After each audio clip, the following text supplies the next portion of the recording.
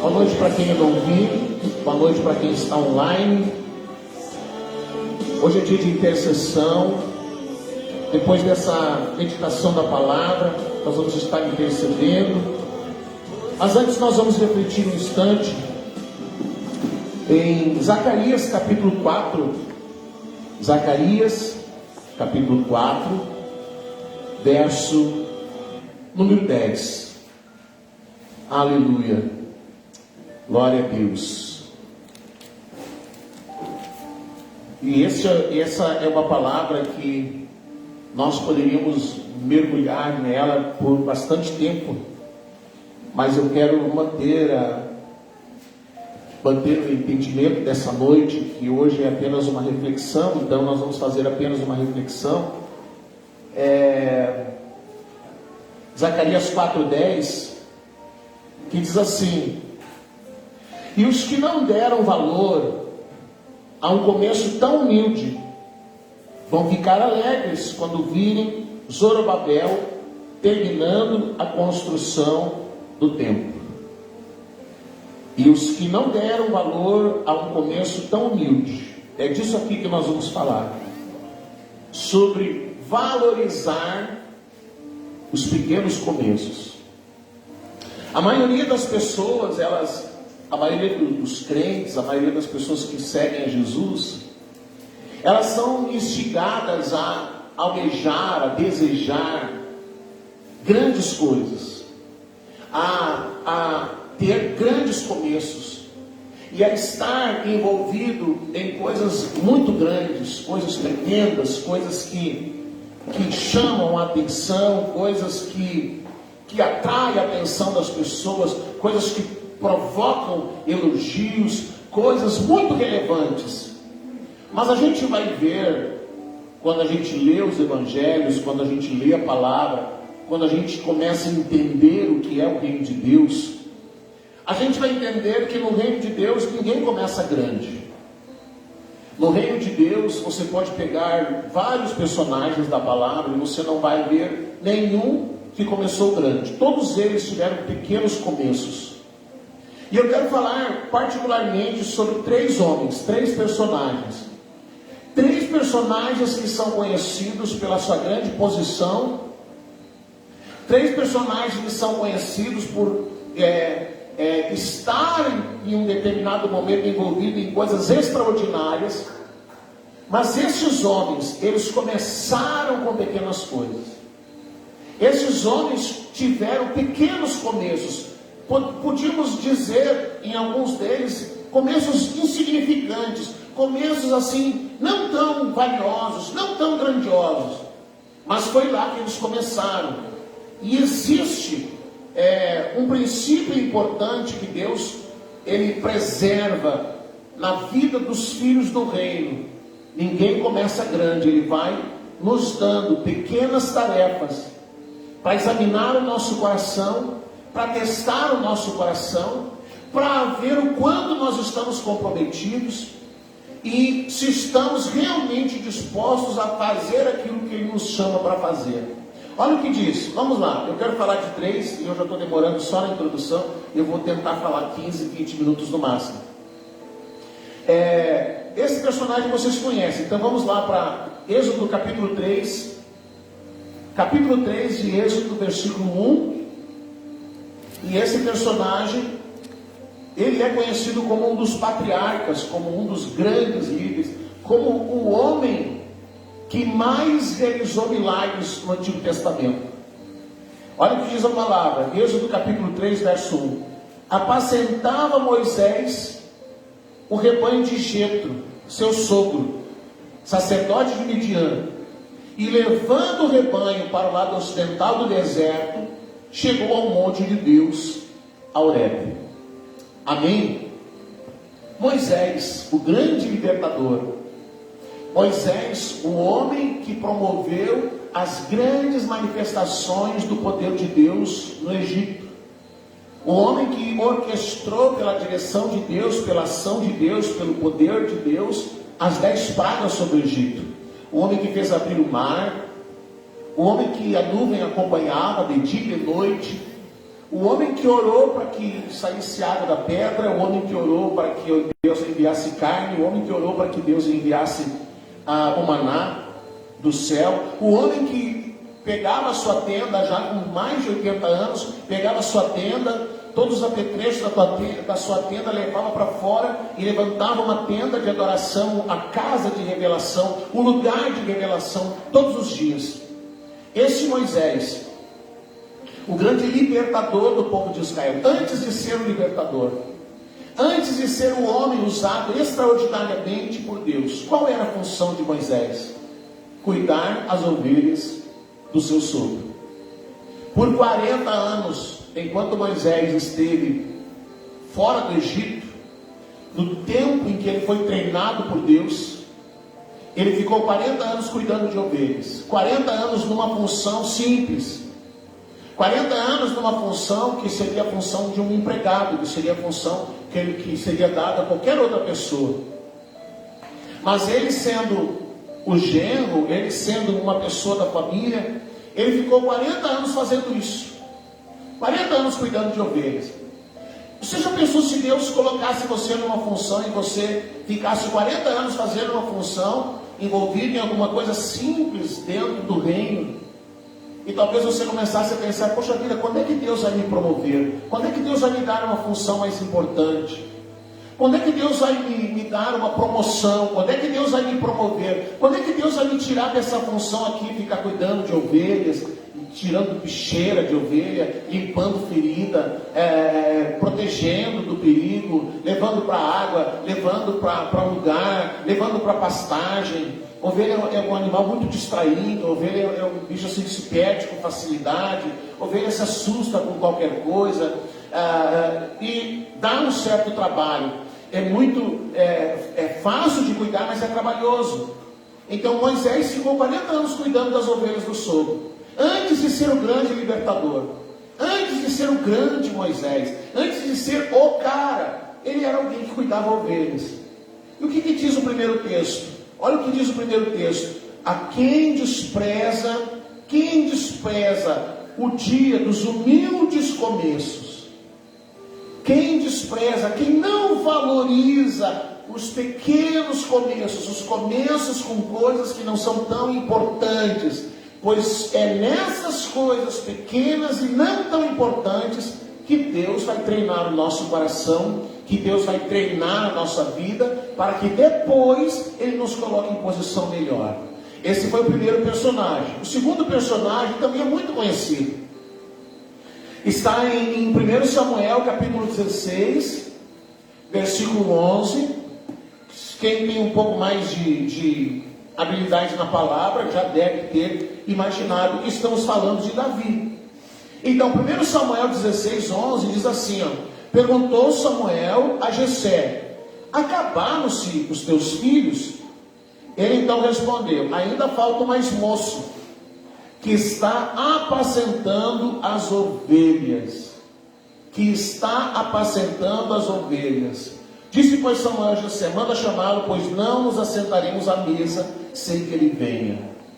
Todos nós conhecemos Davi. Davi, ele é um personagem de extrema importância para a nação de Israel. Ali na bandeira de Israel, tem a chamada estrela de Davi. Eles são apaixonados por Davi. Ele era tão conhecido. Ele foi um rei, ele foi o segundo rei. E quando ele chegou ao trono de Israel, após Saul, ele conseguiu unificar a tribo de Israel, os hebreus, não era Israel ainda, os hebreus, eles estavam divididos. Eram 10 tribos de um lado e 2 tribos de outra. Era a tribo de Israel e a tribo de Judá. E aí Davi, quando ele sobe ao trono, ele consegue unificar todas as 12 tribos. E ele consegue ser o rei de todas essas tribos. Davi, embora pequeno, de pouca estatura, ainda jovem, ele ficou conhecido como o matador de gigantes. Ele ficou conhecido como um grande guerreiro, um grande general de guerra. Imagina você, um menino com menos de 20 anos, chegar à posição de general, de comandante do exército. Um menino com menos de 20 anos comandar homens mais idosos e ter habilidades e treinar esses homens. Davi treinou aqueles homens a atirar com fundas, que seria hoje um sniper, e ele ensinou aqueles homens a atirar com funda com as duas mãos, tiro certeiro. Tanto que Deus guiou a mão dele e derrubou o gigante Golias com um tiro certeiro na cabeça dele. A gente fala, joga uma funda, mas se nós fôssemos analisar um armamento de hoje, era uma arma, era um fuzil, era a força daquilo. Quando ele vai combater com Golias, ele vai lá no rio e pega 5 pedrinhas, põe no alforje, e não quer espada, ele não quer nenhuma outra arma, ele quer só a arma que ele conhecia. E ele se tornou o grande rei de Israel. E tanto que Jesus é chamado o filho de Davi. Jesus é chamado de o filho de Davi. E veja a importância que Davi tem na história de Israel, na história do povo de Deus. E esse Davi, esse guerreiro, esse homem poderoso, esse homem tremendo, onde que ele começou? Cuidando dos rebanhos do seu pai. Foi lá nos rebanhos do pai que ele aprendeu a se defender, aprendeu a adorar a Deus, aprendeu a ouvir a voz de Deus, aprendeu a confiar no Senhor. Foi lá cuidando das ovelhas que Davi teve grandes experiências com Deus que o acompanharam no restante da sua vida. Todos gostariam de dizer assim, se Deus me colocasse numa posição elevada, numa posição tremenda. Sim, Ele poderá fazer isso, mas você primeiro tem que valorizar o começo. É nesse começo que Deus vai estabelecer as bases da tua vida com Ele. Não vai ser depois que você estiver numa posição elevada que você vai aprender a orar, que você vai aprender a confiar em Deus, que você vai aprender a ter fé, que você vai aprender a ser fiel.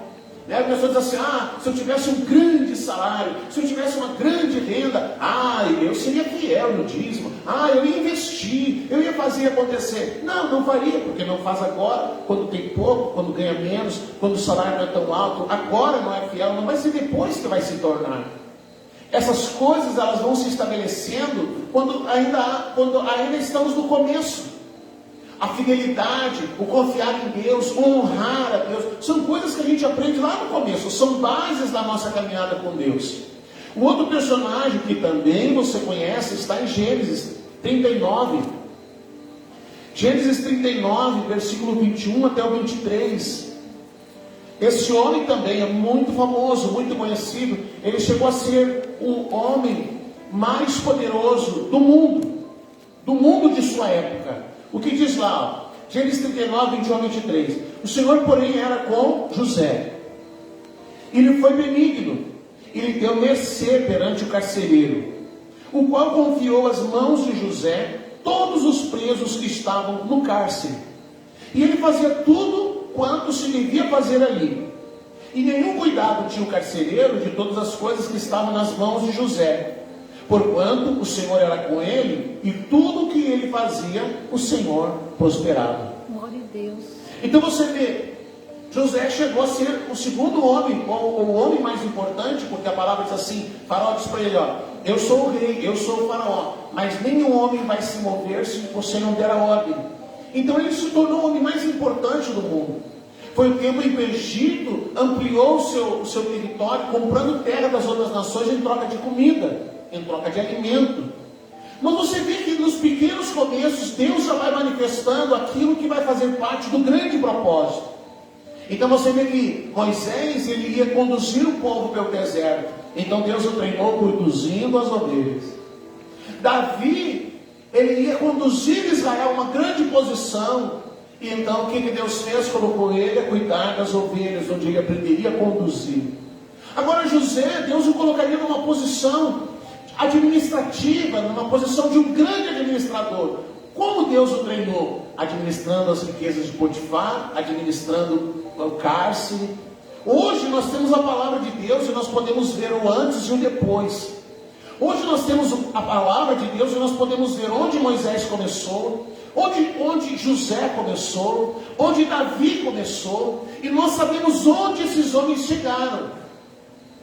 Então talvez hoje eu e você possamos estar envolvidos em coisas pequenas, coisas que não são tão significativas, coisas que não são tão tremendas, coisas que não provocam o holoforte das mídias.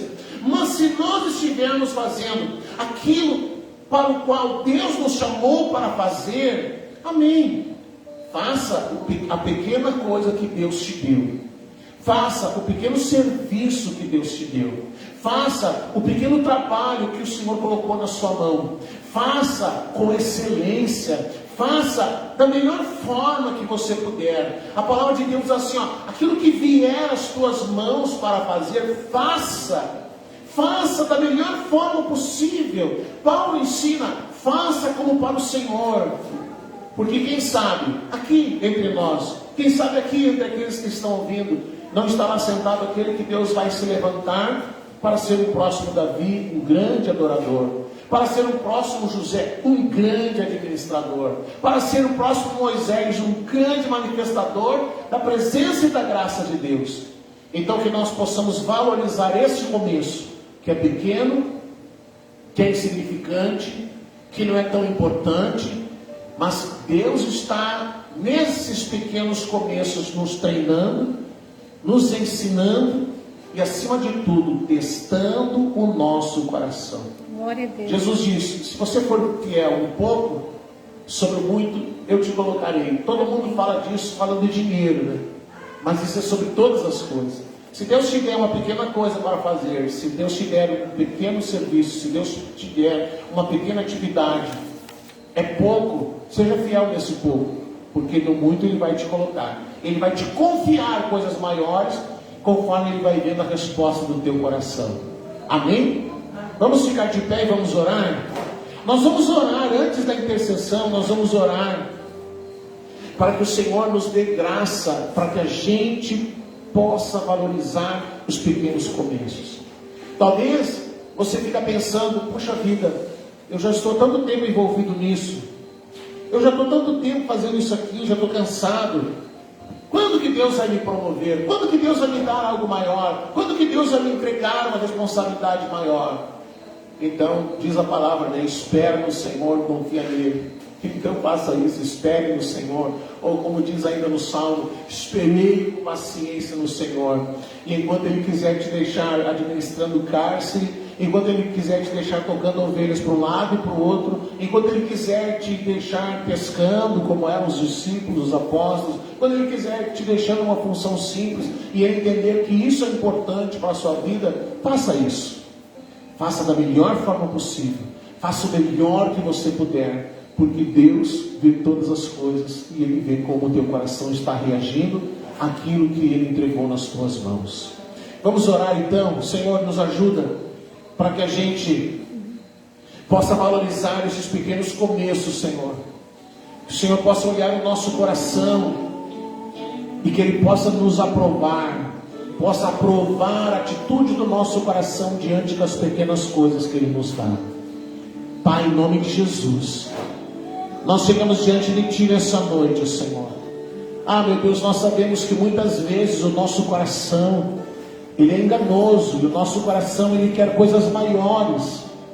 O nosso coração quer estar envolvido, Senhor, em coisas tremendas, em coisas poderosas, estar envolvidos em coisas que chamam a atenção.